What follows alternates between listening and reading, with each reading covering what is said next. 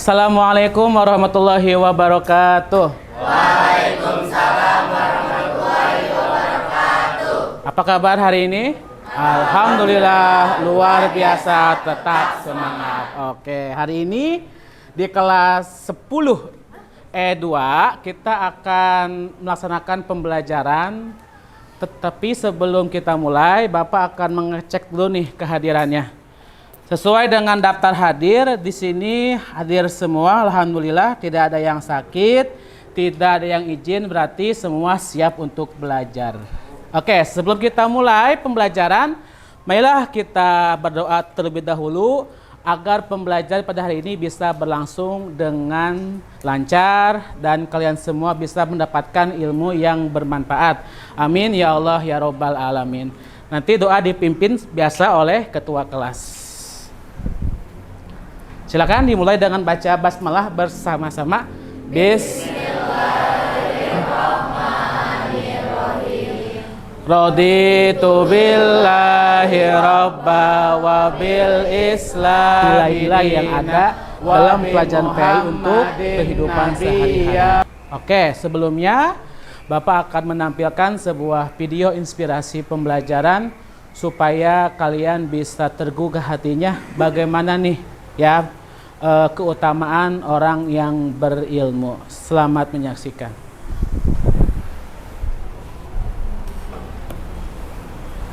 Inspiratif kehidupan. Kali ini kami akan bercerita mengenai hikmah yang bisa kita ambil dari sebuah botol. Sebelum menonton, jangan lupa like dan subscribe channel ini ya. Ini dia kisah lengkapnya. Sebuah botol jika diisi air mineral, maka harganya sekitar 5 ribuan. Jika diisi dengan jus buah, maka harganya sekitar 10 ribuan. Jika diisi dengan madu, harganya menjadi ratusan ribu. Bahkan jika diisi minyak wangi, harganya bisa mencapai jutaan rupiah. Lalu bayangkan jika botol itu diisi air comberan. Oke, satu kata, tantangan di masa depan pasti kita akan lalui. Ya, tergantung kita, semua sama wadahnya. Apa yang membedakan? Isinya. Ya, isi itu apa? Karakter. Jadi kita di sekolah itu sama semuanya, datang dengan latar belakang yang berbeda tapi bentuknya sama. Nah, yang membedakan antara botol berisi air putih, botol berisi jus, madu, dan juga bahkan yang berisi comberan, itu tergantung di dalamnya. Maka dari itu, pembelajaran di sekolah itu untuk membentuk karakter peserta didik supaya nanti ketika di masyarakat nilainya itu berbeda dengan yang tidak sekolah. Ya, itu motivasi belajar hari ini. Apapun nanti kalian menjadi apa di luar sana, semoga menjadi botol-botol yang mempunyai nilai jual yang tinggi. Amin ya Allah ya Rabbal Alamin. Oke, ada yang akan berkomentar dari siapa tentang video ini? Mungkin Erliana bisa dijelaskan tentang isi video tersebut. Izin berdiri. Ya, silahkan boleh. Baik, terima kasih izinnya Bapak. Jadi Ya. dari video inspirasi yang udah kita lihat sama-sama, di situ menjelaskan bahwasanya sebagus apapun bentuk botol, ketika diisinya jelek ataupun diisinya tadi seperti air comberan, itu akan terlihat tidak ada nilainya. Tapi ketika botol sebagus apapun dan diisi dengan karakter-karakter, dengan diisi dengan isi-isian yang bagus seperti minyak wangi dan lain sebagainya, itu akan terlihat mahal, itu akan terlihat bagus. Sama dengan kita, mau sebagus apapun penampilan kita, mau sebagus apapun fisik kita, ketika watak kita, ketika karakter kita itu jelek, maka ada nggak yang berdekatan sama kita? Tentu nggak ada dong teman-teman. Jadi intinya, mau sebagus apapun fisik kita, ketika watak kita jelek, karakter kita jelek, itu akan dianggap jelek juga. Jadi intinya, berkarakterlah dengan bagus, berbaik hatilah dengan orang lain, maka kita pun bakal ada yang banyak mendekati juga.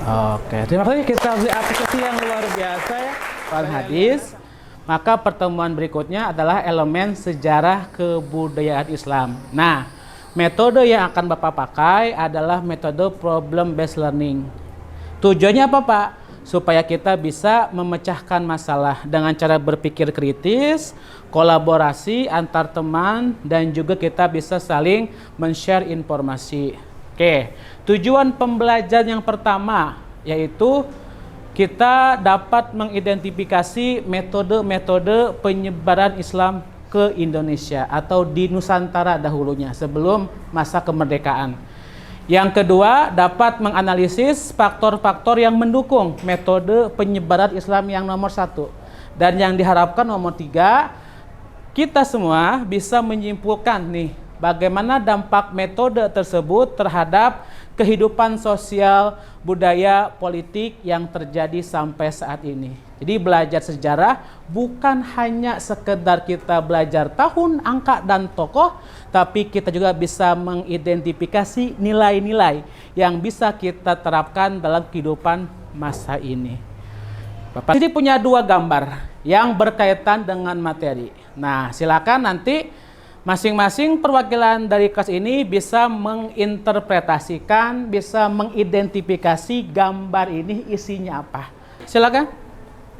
Ya. Silakan. Terima kasih Bapak atas kesempatannya. Jadi izinkan saya untuk menjelaskan atau memberikan pendapat dari gambar peta yang ada di depan.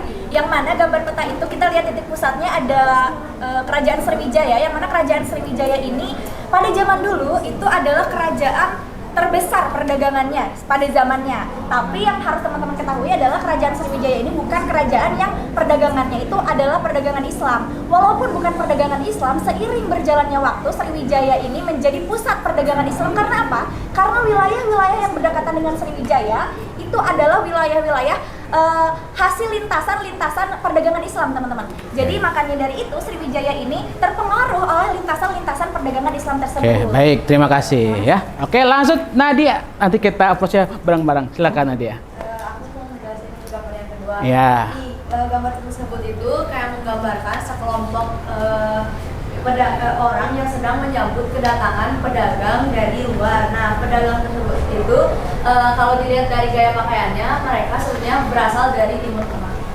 Oke, plus ya, bagus sekali untuk kita semua. Oke, jadi Bapak dapat simpulkan kalian semua sudah mempunyai bekal pengetahuan tentang bagaimana cara penyebaran Islam di Indonesia dan juga bagaimana nih ini. Tadi kita sudah selesai melaksanakan kuis ya. Sekarang Bapak akan menyampaikan pertanyaan pemantik. Yang pertama, mengapa jalur perdagangan menjadi salah satu cara utama masuknya Islam ke Indonesia?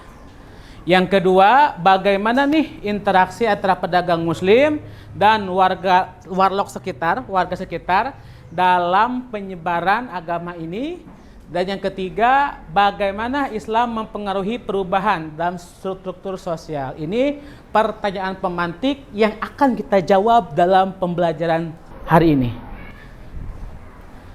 Oke, mari kita berlayar. Nah, ini tadi masing-masing sudah Bapak bagi LKPD-nya. Kita akan belajar bagaimana kita bisa memecahkan masalah yang berkaitan dengan problem based learning. Ya, pertanyaannya juga ada di LKPD. Silahkan diskusikan dengan kelompok yang ada dan jawab LKPD yang memang sudah disediakan. LKPD ini tadi sudah berkolaborasi ya, sudah mengumpulkan materi. Ada kesulitan dalam pengumpulan sumber materinya? Ya, memang sudah dipahami karena sudah menguasai tadi ya pertanyaan sebelumnya. Oke. Nanti tinggal persepsi ke depannya. Ya, silahkan ya LKPD-nya dibuat, nanti saling berkomunikasi satu sama lain dan juga menjawab 3 pertanyaan ini ya. Jika ada kesulitan nanti bisa saling berkomunikasi. Silakan pergunakan sumber belajar yang ada. Cepet. Assalamualaikum warahmatullahi wabarakatuh. Izin memperkenalkan diri, nama saya Ripca Tiara Ramadhani. Nama saya Alifah Gayaka. Di sini kita mau memaparkan jawaban yang udah kita jawab dari LKPD PAI, metode penyebaran Islam di Nusantara. Yang pertama, pertanyaannya, deskripsikan tempat yang akan Anda singgahi mulai dari keadaan, lokasi, agama, budaya, dan sosial. Tempat yang akan disinggahi adalah Pulau Jawa. khususnya di daerah Jawa Tengah dan Yogyakarta. Daerah ini memiliki sejarah yang kaya akan kerajaan-kerajaan Islam seperti Demak yang akan Pajang. berdampak pada pertanyaan kedua, yaitu bagaimana strateginya. Ketika kita melihat bahwasannya Aminisme ini, mereka akan sangat percaya pada pemimpinnya, kepala sukunya. Jadi dengan ini maka kami akan memilih strategi dakwah politik. Kenapa? Karena kalau suatu komunitas kecil itu punya ketua sukunya, mereka pasti akan.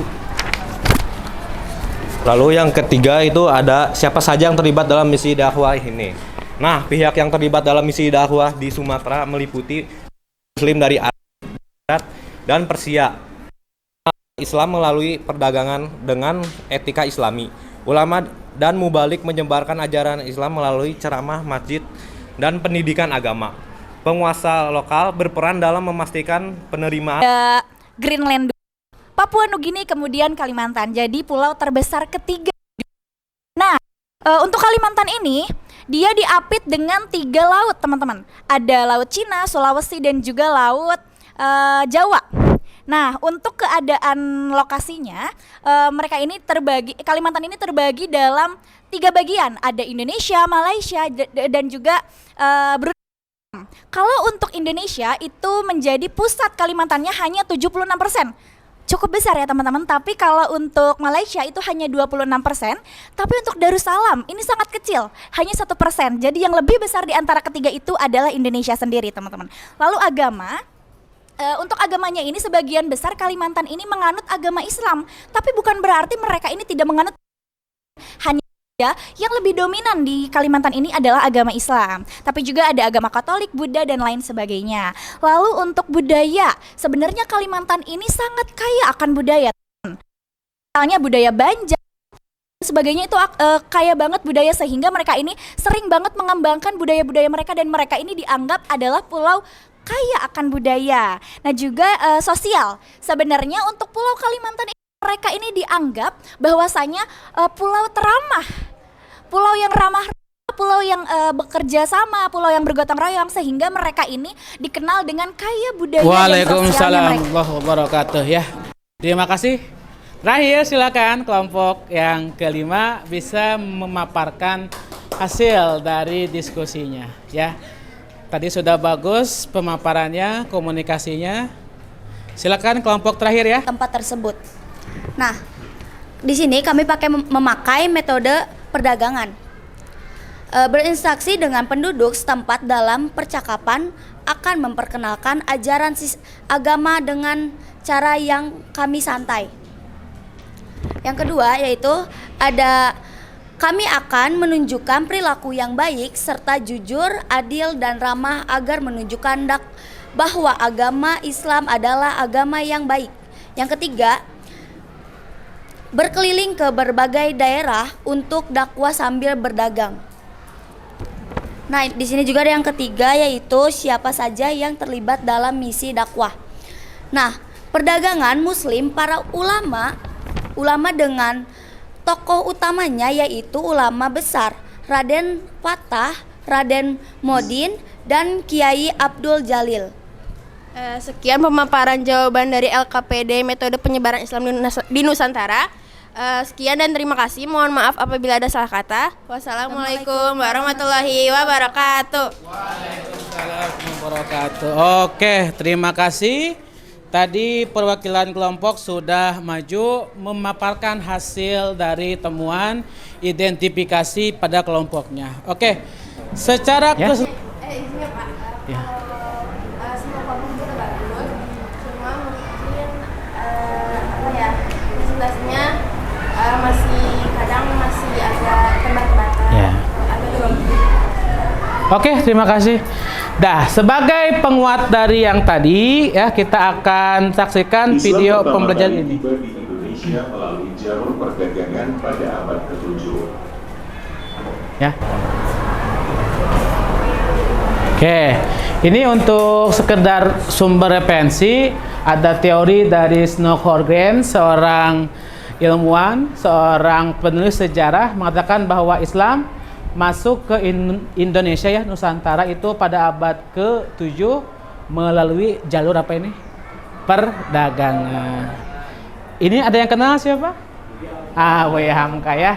Beliau seorang pencetus teori bahwa Islam masuk abad ke-7 dengan teori Mekah. Ya ini ya, kita simpulkan ada metode perdagangan, ada pendidikan, ada pernikahan, ada politik, dan juga satu metode yang tidak ada itu metode tasawuf. Melihat bagaimana kemampuan kalian dalam memahami materi, kita akan adakan tes kuisis ya. Silakan join kuisis, kodenya 553038. Ya.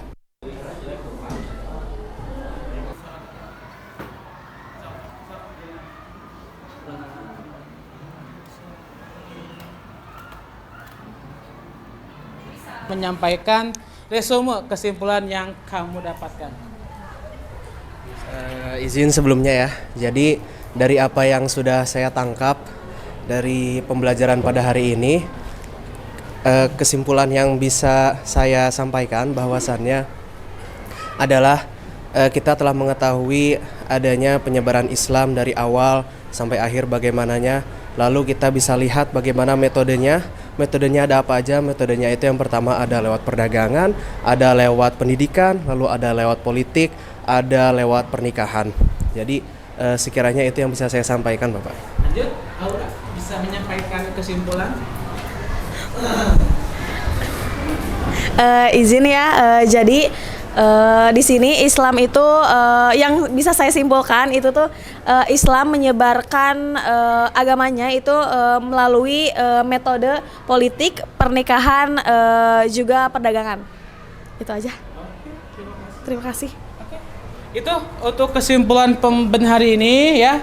Kita simpulkan bersama-sama bahwa Islam masuk ke Nusantara melalui metode yang berbeda-beda dengan cara yang berbeda-beda. Oke, untuk pembelajaran selanjutnya kita akan belajar bagaimana peran dari Wali Songo dalam penyebaran Islam di Nusantara. Ya, kita akan melihat peranannya dalam hasil dan juga posisi penting dari Wali Songo yang ada di Nusantara. Oke, kita tutup dengan baca hamdalah bersama-sama. Alhamdulillahirabbil alamin. Semoga ilmu yang kita pelajari bisa bermanfaat dan yang ini bisa membentuk karakter di sekolah dan di masyarakat ya. Amin ya Allah ya rabbal alamin. Terima kasih. Wassalamualaikum warahmatullahi wabarakatuh.